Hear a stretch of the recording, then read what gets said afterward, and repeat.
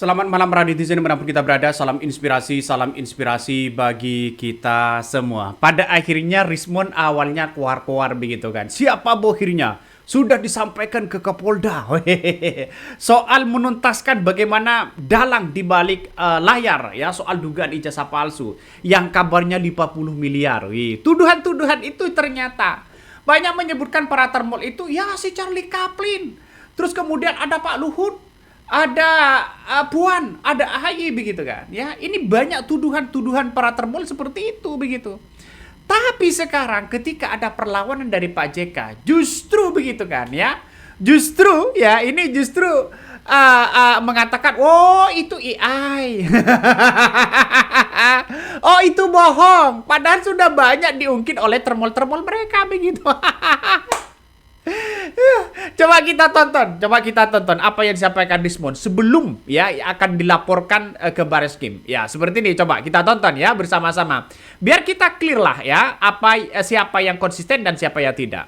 Artinya kan gini, ada orkestrasi, ada bohir lah. Nggak mungkin kalau nggak ada. Saya sudah jelaskan itu kepada penyidik. Kalau mau menyelesaikan kasus ini, selesaikan pendananya. Selesaikan aktor otak di belakangnya. Dan kompersnya dipotong-potong bang, seolah-olah tiap hari ketemu. Aku ada pertanyaan begini Bang Rismon. Itu kalau bertemu selalu kompers itu. Itu kan pasti dana. Tadi kan saya bilang elemen pertama adalah mereka yang ingin mereka gampang mengenerate konten sampai 29. Duit juga kan bang. Nah itu kan tuduhannya begitu kan. Nah lantas duitnya siapa begitu? Makanya kalau hanya ingin mengusut yang menyampaikan ke Kapolda, usut bohirnya siapa? Lah tidak ada data, tidak ada bukti sama sekali, mau laporkan gimana? Aduh. Jadi Kapolda itu bukan menunggu perintah begitu kan, tapi menunggu laporan. Coba kalau ada bohirnya, laporkan inilah bohirnya, baru begitu kan. Ya. Ya, dari pihak kepolisian itu harus berdasarkan dengan bukti Rismon. Ya, tidak hanya dengan teori ngomong begitu kan. Ya, keluar-keluar begitu. Tapi dibuktikan begitu kan. Ya, ketika Pak JK hari ini sudah ada perlawanan kepada Rismon, maka kemudian yang terjadi di sini begitu kan ya. Rismon ya, para termol-termol sudah memberikan klarifikasi. Oh, itu AI. Padahal ini sudah memberikan framing yang negatif begitu kepada Pak JK begitu kan ya. Nanti mungkin Luhut akan tampil juga, mungkin Puan akan tampil juga, Partai Demokrat akan tampil juga, AHY dan Pak SBY bergabung jadi satu untuk melaporkan lagi begitu para termol-termol itu. Makanya kalau tidak berdasarkan dengan bukti yang nyata, jangan diungkapkan kepada publik ya. Apalagi ada nominal 50 miliar. Pak JK mengatakan, siapa di balik ini semua? Ungkapkan. Kapan yang ketemu ya yang memberikan kata Pak JK begitu kan. Nah, pada akhirnya ya orang-orang akan terus ya membicarakan masalah soal laporan Pak JK ini begitu kan. Ya kalau Rismon berani ya silakan begitu kan. Ya makanya lawan dong dengan data-data yang ada, data-data yang juga valid begitu kan ya. Karena Pak JK ini menjaga marwah keluarga begitu. Coba kita dengarkan seperti ini. Ingin saya sampaikan bahwa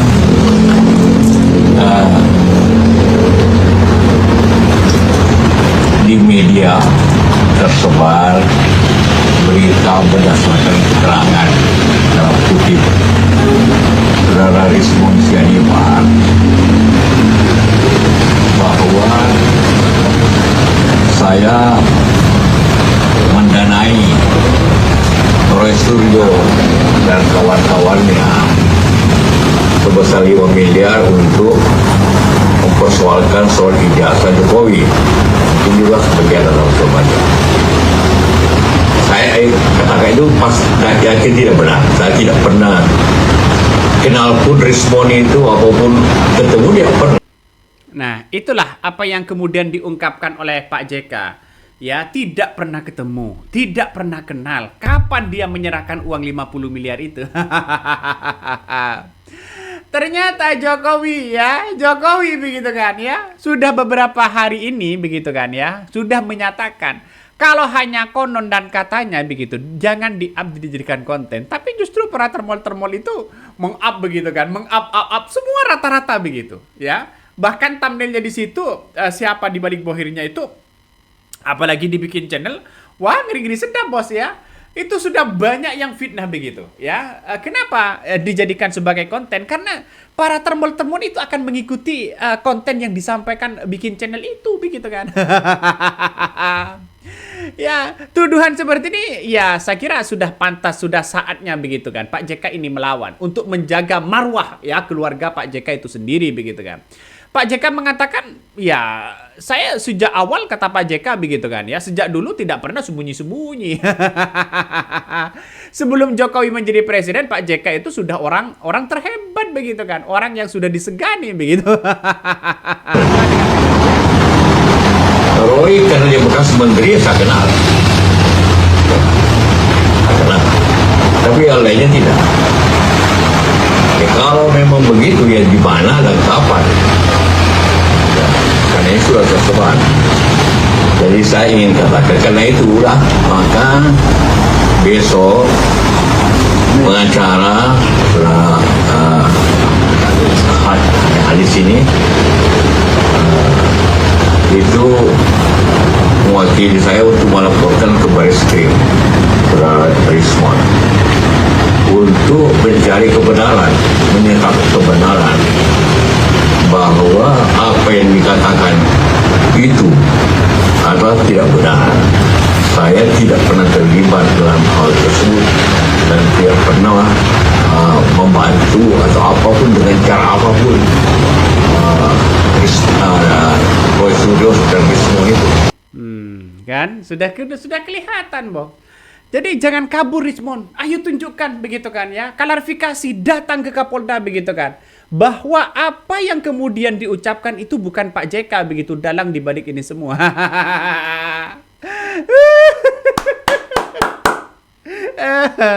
Yang begitu mengejutkan, ternyata begitu kan ya.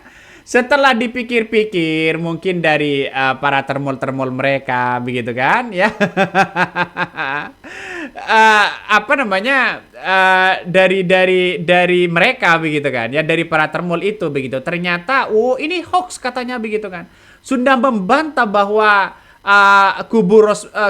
kubu Rismon begitu kan, membantah bahwa itu hanya AI dan sebagainya. Wih.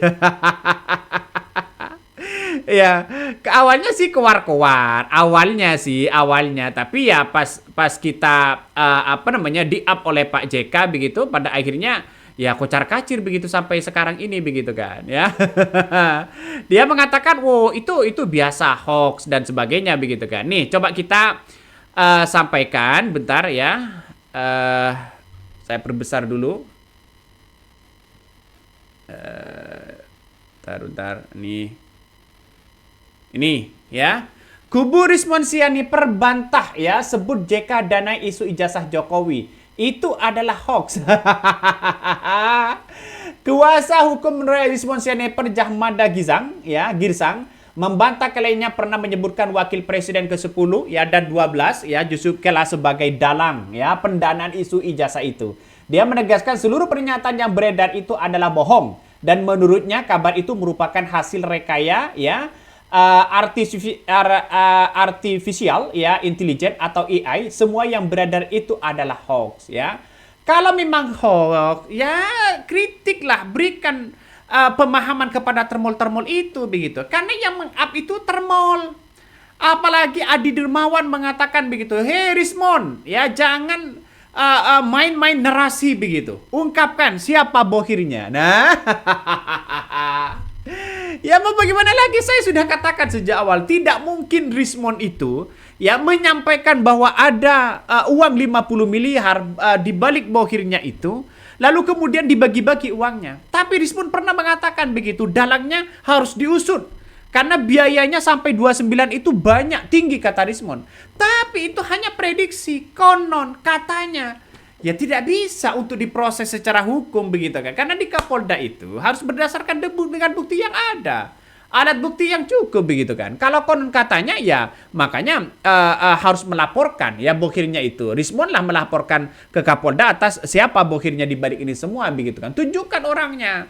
Jadi saya kira ini penting sekali untuk mencari kebenaran. Kata Pak JK begitu kan ya, mencari kebenaran. Tapi komentar netizen ngeri-ngeri sedap bos. Ya ini ya Rismon Endgame ya. Ini banyak sekali komentar netizen begitu kan ya. Memalsukan surat keterangan kematian demi menghindari pengembalian beasiswa yang telah dikeluarkan oleh negara. Di Indonesia malah mengandalkan ijazah palsu. Ini salah satu komentar netizen begitu ya. Ngeri-ngeri sedap bos komentar-komentarnya. Makanya ini merupakan merupakan balasan begitu kan ya dari dari Pak JK begitu. Nah ini Chaplin, video yang jelas-jelas itu hoax suara AI masih dijadikan dasar mau melaporkan Rismon dalam video hoax. Nah, para termul yang justru menggoreng itu. Ya, para termul yang justru menggoreng itu, Pak, begitu kan. Kita lihat saja ketika ada perlawanan seperti itu justru mereka mereka kebingungan sekarang begitu kan, ya. Kalau awalnya keluar-keluar siapa bohirnya, siapa dalangnya. Tapi sekarang ketika dilaporkan, oh AI, oh, hoax. Kok bisa-bisanya Pak JK percaya terhadap hoax, AI dan sebagainya? Ini alibi mereka, bro. Ya, seandainya Pak JK tidak mengambil langkah hukum, maka para termol-termol itu saya yakin dan seyakin-yakinnya tetap menggoreng Pak JK begitu kan, ya. Sampai-sampai ya disebutkan Charlie Chaplin di situ begitu. Ya thumbnailnya di situ ada Pak JK begitu kan. Itulah narasi-narasi mereka begitu. Karena apa? Karena dia tidak punya dasar untuk berargumentasi begitu kan, untuk menganalisa situasi dan kondisi hari ini. Apa yang mau dijadikan konten untuk mereka selain ijazah? Ya. Dia tidak bisa berbicara soal bagaimana perkembangan politik hari ini, ya, bagaimana soal pemerintahan. Seharusnya kan gampang begitu kan, ya. Para termul-termul itu sebenarnya gampang. Bela Gibran, apa khususan Gibran, angkat ke publik biar masyarakat percaya. Kalau itu ada prestasinya.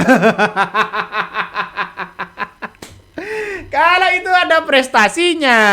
Kalau nggak ada prestasinya, ya ungkap dong, ya dengan janji 19 juta lapangan pekerjaan. Aduh. Ya kalau hanya janji, ya omongin dong soal AI, keberhasilan AI begitu kan ya, yang digaungkan oleh Gibran, robotik dan sebagainya. Tapi itu kan hanya sekedar teoritis.